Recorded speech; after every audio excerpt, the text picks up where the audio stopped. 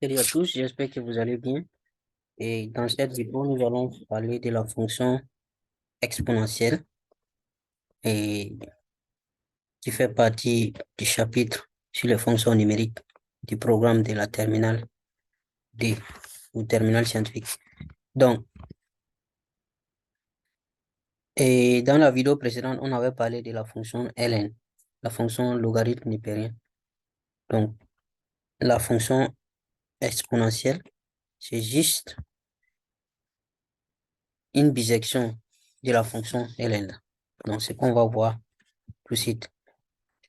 Définition, on appelle fonction exponentielle la bisection réciproque de la fonction logarithme népérien. Logarithme népérien, on a vu dans la vidéo précédente. Donc, je vous invite à revoir parce que ces deux fonctions-là sont un peu liées. OK? Donc, on la note comme ça, expo et xp. On peut dire la fonction exponentielle. Donc, cette fonction-là, elle est définie de R vers 0 à plus l'infini. Parce que vous vous rappelez, le domaine de définition de la fonction ln, c'était 0 à plus l'infini. Voilà. Donc, pour tout R, pour tout, il y a X qui manque ici. Pour tout X élément de R et Y élément, ici c'est R étoile plus. Il y a des erreurs dans les livres.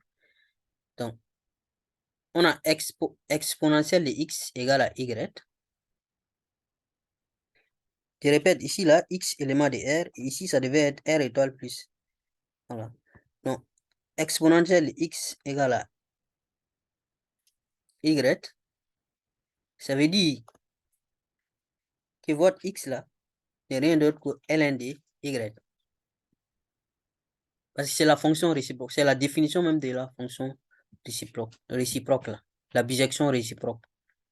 OK? Donc, si vous faites expo de ln de quelque chose, vous trouvez la chose. Donc, imaginez un peu remplacer le x qui est là par ln de y. Ça veut dire exponentielle de ln de y égale à y. Voilà. Donc, ça part de l'ensemble R vers l'ensemble R étoile plus. D'ailleurs, c'est ce qui est là. Donc, pour tout x qui est élément de R, le y, il existe un seul y qui est élément de R étoile plus, qui est ici, là. C'est la définition de la fonction de bisection réciproque. Hein. Il existe un seul élément qui le correspond. Voilà. Un seul y. Donc, exponentielle de x, comme ça on le lit. Donc, du coup, quand on fait exponentielle, si on a ln de 1 qui est égal à 0, ça on l'a vu dans la vidéo précédente, dans les chapitres chez logarithme népérien là.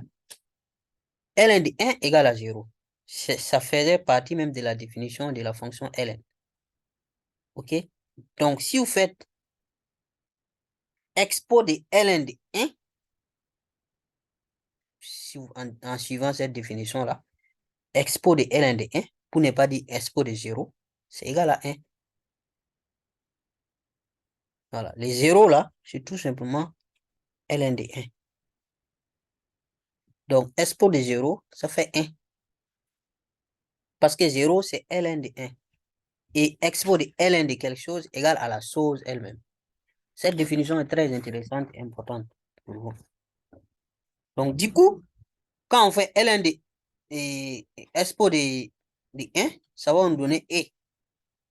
Quand on fait exponentielle de 1, ça va nous donner expo. Vous vous rappelez des expos là qu'on a vu aussi dans le chapitre des logarithmes népériens. Là. On a vu que ln de e là, ça fait 1. Il y a une valeur qu'on appelle e là, expo. Et ln de cette valeur là donne 1. Donc, expo de 1, ça fait e. Et ça, c'est vraiment très important. Parce que ça veut dire tout simplement que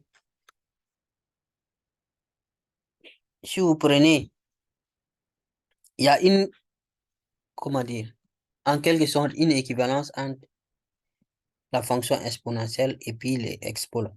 On va voir ça par la suite. Les propriétés qui en suivent, c'est quoi? Si vous avez AX qui est égal à expo de A, et puis A' qui est égal à expo de A et B' qui est égal à expo de B, alors A plus B égale à ln de AX, ln de A' plus ln de B'. C'est tout simplement ça là. Si vous mettez ici ln de AX, pourquoi j'ai continué de dire AX même? Si vous mettez ln de A' ici, et là aussi, vous mettez ln de exponentielle de A. Vous mettez ln ici, ln ici. Là aussi, ln ici, ln ici. Et ça va donner. Donc, en utilisant ça, on peut écrire cette égalité-là. Ça veut dire que A plus B égale à ln de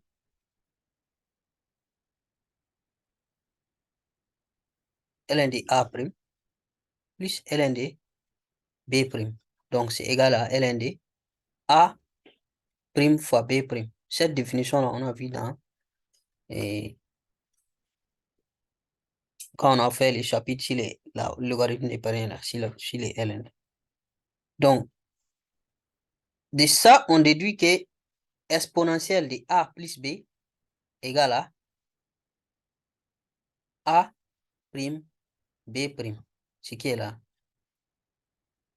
Les multiplications là. Donc, la première règle qui suit, ça veut dire exponentielle de A plus B, si vous avez A plus B comme ça, vous pouvez scinder ça en D pour faire exponentielle de A multiplié par exponentielle de B. Attention au signe, plus ici, mais ici c'est moins. Deuxième règle, exponentielle de moins A, ça fait 1 sur exponentielle de A. C'est l'inverse de exponentielle de A. Ce que ça veut dire, exponentielle de moins A. Et là, et ça c'est un peu lié, voilà.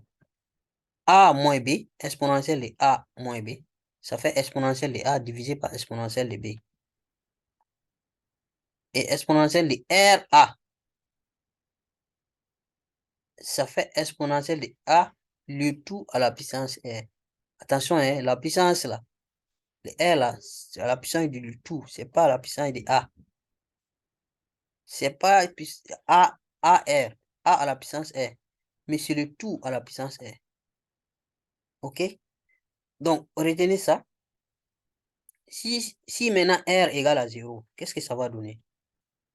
Avec cette définition-là. Si R égale à 0. Donc, si R égale à 0, alors, on vient de dire tout de suite mais que ça va faire exponentielle. Tout ça, la exponentielle de ça, le tout à la puissance, exponentielle de A, le tout à la puissance R.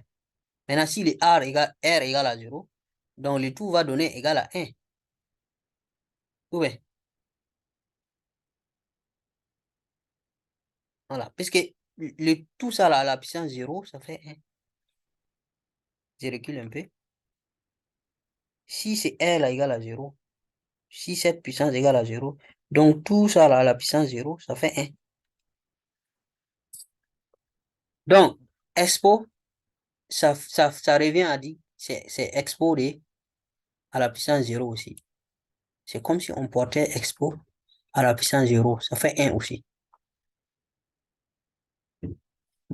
Donc ça nous amène à nous dire que cette fonction exponentielle-là, elle est presque pareille que les expos de E là qu'on a vu dans ln là.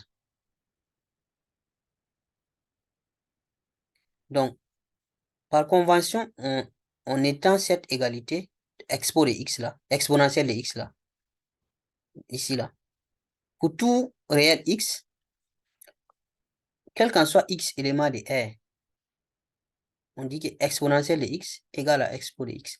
Donc, ça peut simplifier quand même l'expression.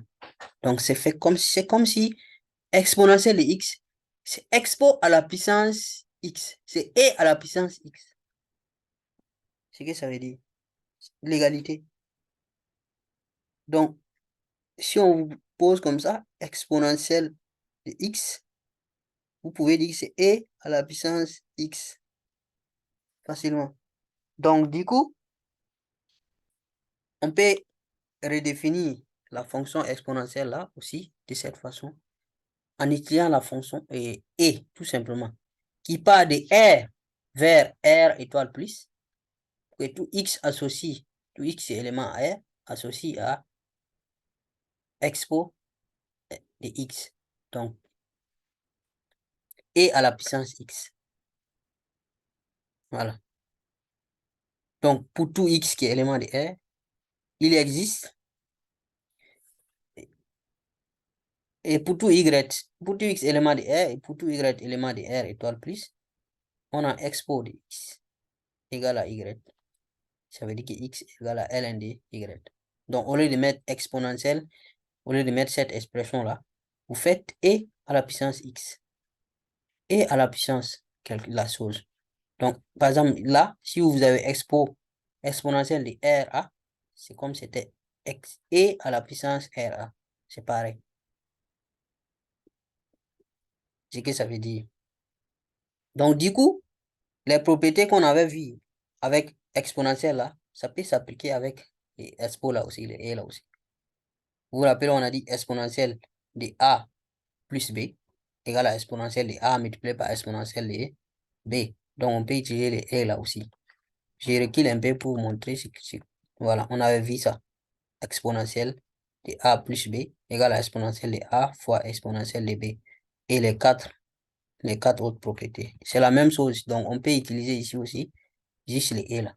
Donc, et à la puissance moins A ou encore exponentielle de moins A, ça fait inverse.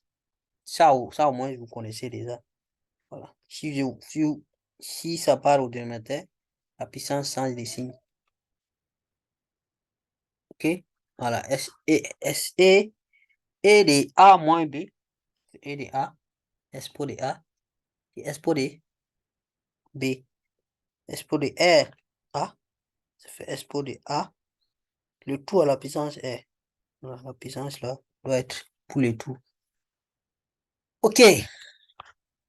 Donc, on va étudier maintenant la fonction expo de X là. Voilà, c'est exponentielle de X aussi. La même chose. Donc, pour faire l'étude de la fonction, vous vous rappelez, non?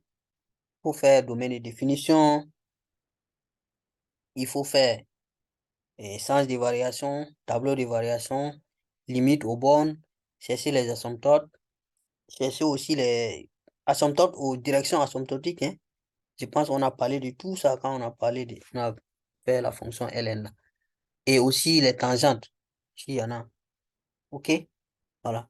Donc ici, il y a des points que vous devez vous rappeler quand même, qui seront utiles. Je recule un peu pour montrer. Ici, on a dit que expo de 0 égale à 1. Voilà, ça c'est un point important qu'il faut garder à l'œil. OK? Expo de 0 et expo à la puissance 0. Et à la puissance 0, ça fait évidemment 1. Et aussi, on a vu quoi encore? Alors, expo de 1 égale à expo lui-même. Voilà, ça aussi, c'est un point important. Donc, on aura besoin de ces deux-là pour faire la courbe, les tangentes. OK, domaine de définition, ça c'est R. Voilà, n'importe quel X élément de R, cette fonction-là, elle est définie. Si X est négatif, ça va devenir tout simplement 1 sur expo de X, si vous voulez. C'est défini. Quel qu'en soit les X éléments de R là, cette fonction est définie. Donc, domaine de définition, c'est R. Vous vous rappelez que pour ln de X là, c'était 0 à plus l'infini. C'était R étoile plus. Donc, dériver. Ça, pour dériver ça, c'est très simple. Vous vous rappelez de la dérivée de la bijection réciproque. Donc, j'ai remis ça ici. Donc, je vous invite à revoir les choses et le chapitre, la vidéo qui concerne cette partie-là. Voilà. Dérivé de la réciproque, là. Voilà. F' de x. Puisque si on prend G qui est ln de x, on vient de dire que et exponentielle, c'est juste la fonction, la bijection réciproque de ln de x. Voilà. Donc, on peut utiliser la dérivée de ln de x pour trouver la dérivée de expo. Donc, si vous faites bien, vous allez trouver que ça donne exactement f de x. Ça veut dire tout simplement que exponentielle, la fonction exponentielle, là, sa dérivée, c'est elle-même. Vous dérivez, ça donne lui-même. Expo de x, la primitive de ça, ça fait expo de x. C'est bizarre, mais c'est comme ça. Donc, vous faites sans de variation. Vu qu'on a expo de x', ça fait expo de x, lui-même. C'est juste une fonction puissance aussi, si vous voulez, en quelque sorte. Donc, vu que sa dérivée, c'est elle-même, et qu'elle est définie sur R, donc la dérivée aussi sera définie sur R. Et puis, le plus important est, quel qu'en soit x éléments de R que vous allez prendre, expo de x est toujours positif. Même si le x est négatif, par exemple, si vous voulez expo de moins 5, ça revient à dire 1 sur expo de 5. Voilà. Vous pouvez ramener ça au dénominateur, vous allez voir que le moins va disparaître. Quel qu'en soit le x éléments de R, expo de x est positif. Donc, si la dérivée est positive sur R, ça veut dire que la fonction exponentielle, là, elle est strictement croissante sur R. Sur tout R, la fonction elle est croissante. Intéressant, non? Donc, on cherche les limites maintenant. Limite aux bornes. Donc, il nous faut limite en moins l'infini et limite en plus l'infini. Donc, limite en moins l'infini là d'abord. Donc, nous savons déjà, ça c'est connu. Limite de ln de x là, quand x tend vers 0 plus, ça fait moins l'infini, donc c'est ce qu'on avait trouvé. Donc, réciproquement, limite quand x tend vers moins l'infini de expo va donner 0 plus. Puis c'est des fonctions réciproques, des bijections réciproques. Donc, ln de x et limite de expo de x quand x tend vers moins l'infini, ça fait 0 plus. Voilà. Donc, si x tend vers moins l'infini, expo va tendre vers 0 sans jamais toucher 0. Ça part vers 0. C'est ce que ça veut dire. Là, ça nous donne directement asymptote. Directement. Cette limite-là. Maintenant, limite ici, quand ln de x tend vers, quand x tend vers plus l'infini de ln de x, ça fait plus l'infini. Donc, pareillement, réciproquement, limite, quand x tend vers plus l'infini de expo de x va donner aussi plus l'infini. Bijection réciproque. Donc, on aura limite en plus l'infini qui fait plus l'infini. Ça va nous permettre de tracer déjà le tableau de variation. Vous vous rappelez des points qu'ils avaient dit là? Expo de 0, c'est-à-dire expo à la puissance 0, ça fait 1. Maintenant, expo à la puissance 1, ça fait expo. C'est simple, non? Voilà. Maintenant, limite en moins l'infini, on vient de faire, ça fait 0. Limite en plus l'infini, ça fait plus l'infini. Et la fonction, elle est strictement croissante. Donc, vous pouvez utiliser ça comme tableau de variation. Vous n'êtes pas obligé de mettre ces points-là, 0 et puis 1 là. Vous pouvez mettre juste une flèche. Voilà. Mais cette limite-là nous dit quelque chose. Et là aussi, ça nous dit quelque chose. C'est là nous dit que la droite d'équation x égale à 0 là, on doit faire attention à cette droite. Et là, ça nous dit qu'il y a une probabilité de branche asymptotique. Donc, ces limites-là vont vous guider pour ce qui s'agit des asymptotes là. Donc, le fait d'avoir limite quand x tend vers moins l'infini, je viens de le dire, égale à 0 là, ça veut dire que la droite d'équation y égale à 0 est une asymptote. Ah, c'est pas x, hein, c'est y égale à 0. C'est l'axe des abscisses en fait. OK? Est une asymptote horizontale à la courbe. Donc, quand x va tendre vers moins l'infini, expo va tendre vers 0, mais sans jamais toucher 0 là. Donc, l'axe des abscisses sera une asymptote. Voilà, de la courbe en moins l'infini. Maintenant, ça, le fait d'avoir limite en infini qui donne infini là, on peut chercher une possibilité d'une chose. Direction asymptotique. Dans la vidéo précédente, je pense qu'ils avaient parlé de 3 cas de direction asymptotique. Voilà. Branche parabolique de direction asymptotique, ça peut être l'axe des abscisses, ça peut être l'axe des ordonnées, ça peut être une droite d'équation y égale à ax. Donc, tout dépend du résultat qu'on va trouver ici. Là. Si la limite, quand x tend vers infini, dans ce cas-là, plus l'infini, de f de x sur x, si cette limite donne 0, ça veut dire que la direction asymptotique, c'est OI. Si ça donne un réel A quelconque, ça veut dire que c'est la droite y égale à ax. Et si ça donne infini, ça veut dire que c'est la droite OJ, l'axe des ordonnées.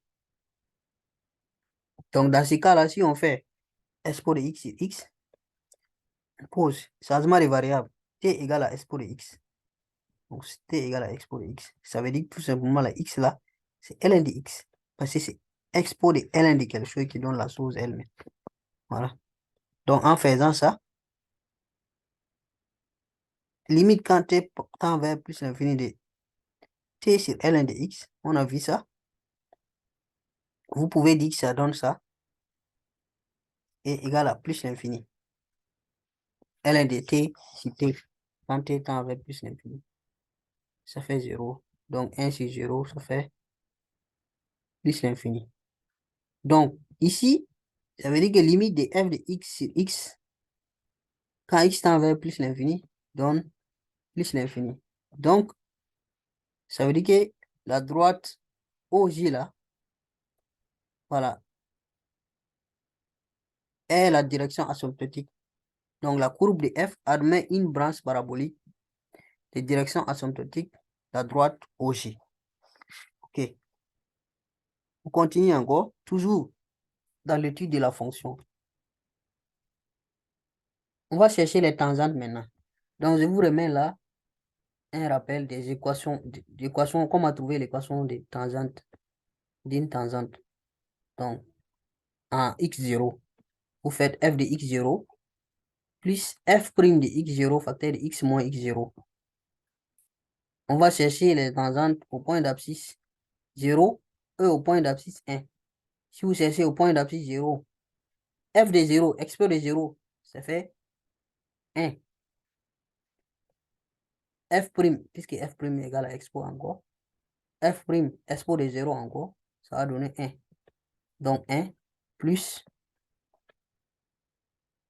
ici 1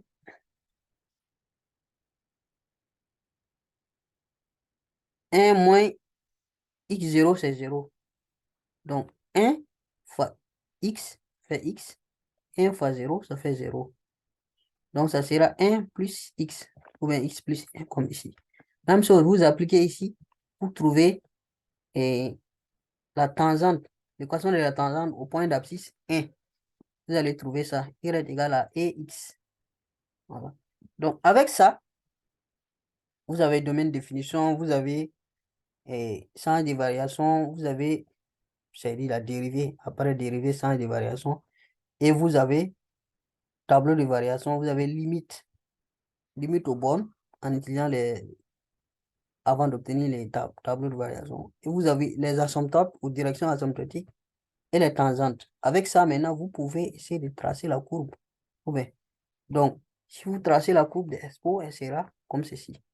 Donc, comme dans le cas, dans la vidéo, sur le cours de ln là, de la fonction, sur l'étude de la fonction ln, j'avais expliqué, avant de tracer votre courbe, il faut placer tous les points et les droites stratégiques. OK? Avant de tracer votre courbe. Donc, là, nous savons que la droite là, la droite OX, c'est-à-dire l'axe des abscisses, est asymptote quand à moins l'infini. Donc, dans ce sens ici. Là. Donc, ça, c'est une information qu'on doit garder. Asymptote, ici, il y a une asymptote. Et nous savons que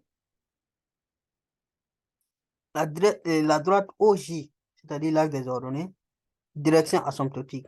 Donc, direction asymptotique, là, on vous a expliqué, c'est le fait que la courbe là va être comme ça. OK? Et on vient de voir D tangente, l'équation de D tangente. Donc, tangente au point abscisse 0. Point abscisse 0, ça ne veut pas dire 0. Vous cherchez et le coordonnées. Si x égale à 0, y égale à combien? 1. Donc, c'est ce point-là. Donc, vous tracez cette droite, la tangente là, et vous savez que à cette droite-là, à ce point précis, la courbe va venir effleurer ici la droite. La courbe va toucher ces points. Et vous faites le point d'abscisse maintenant, tangente au point d'abscisse 1. Quand x égale à 1, y égale à expo. Donc, ces points-là. Voici la droite, si vous voulez. La droite, la deuxième tangente là. Y égale à x là. Cette équation. Donc, vous connaissez qu'il y a asymptote à moins l'infini là.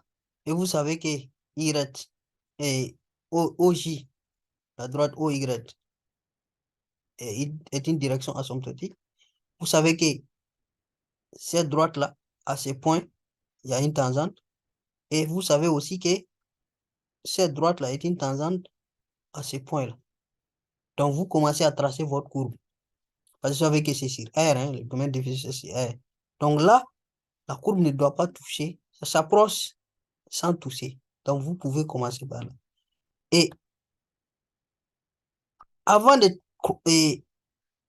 traverser ici, vous allez vous rappeler que ça, c'est une droite qui est tangente. Donc, la courbe ne doit pas couper cette droite-là. Elle doit toucher la droite à un seul point précis. La courbe ne doit jamais traverser cette droite. Donc, ça va vous guider pour ne pas aller ici dedans. Ou bien, donc, vous allez vous dire, cette droite-là, je dois la toucher seulement à ce point-là. Donc, continuez la courbe, venez ici. Touchez cette droite et passez. Vous n'allez jamais aller dans ce sens parce que vous savez que cette droite-là est une asymptote. Et vous continuez. Après, vient maintenant pour cette droite. Vous savez que cette droite-là aussi est une tangente. Souvent, je me trompe dans tangente et asymptote. Est une tangente. Donc, ça veut dire que la courbe ne doit pas traverser cette droite-là. Elle va toucher la droite-là juste à ce point-là. Donc, ça va vous guider à ne pas aller comme ça, par exemple. Voilà. Vous n'allez pas traverser cette barrière-là. Donc, vous touchez la droite à ce point-là et vous continuez. Voilà. Vous savez que la courbe ne va jamais recroiser cette droite-là encore. C'est fini. Ça touche et puis ça continue. Et vous vous rappelez en venant par ici que l'axe des ordonnées là, est une direction asymptotique. Donc, ce qui va vous guider à faire ça. Voilà, si vous voulez continuer comme ça. Donc, c'est comme ça. Il faut placer tous les points et les droites stratégiques d'abord avant de commencer à tracer votre courbe. Sinon, vous allez vous perdre. OK?